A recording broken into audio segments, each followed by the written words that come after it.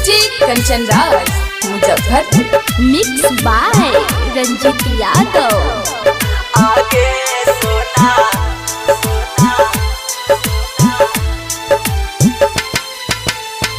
जहिया तोर दुआरा पर आई तौ बाराती आगे देखल ना जैतौ हमर फाटा तौ छातिया आगे जानू चल जैमी अपन ससुरार आगे सोना चल जैमी अपन ससुरार जहिया सजमी जाने भार मन से नूरावागे ओही दिन हो जैमी हमारा से दूरावा आगे जानू चल जैमी अपन ससुराल आगे सोना चल जैमी अपन ससुराल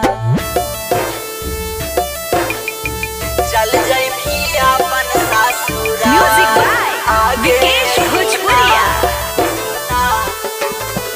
डीजे कंचन राज मुजफ्फरपुर।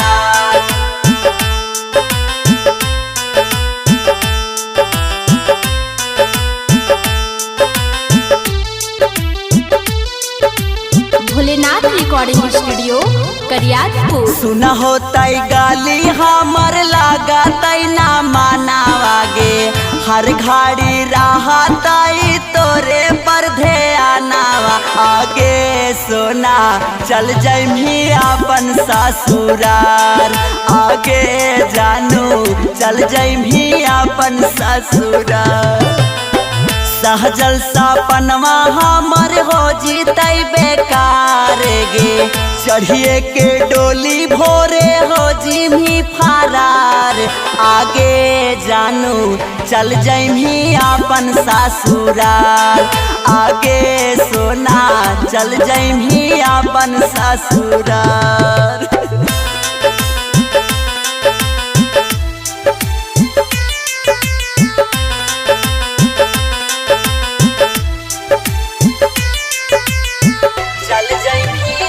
डीजे कंचन राज मुजफ्फरपुर। चल जैमी अपन ससुराल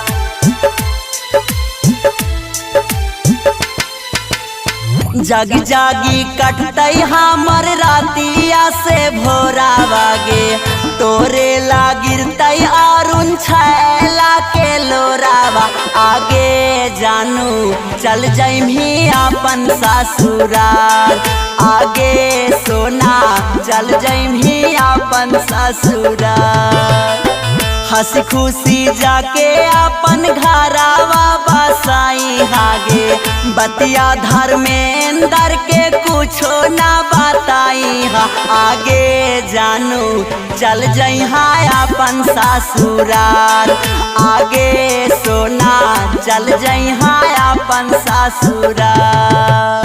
भोलेनाथ रिकॉर्डिंग स्टूडियो करियातपुर।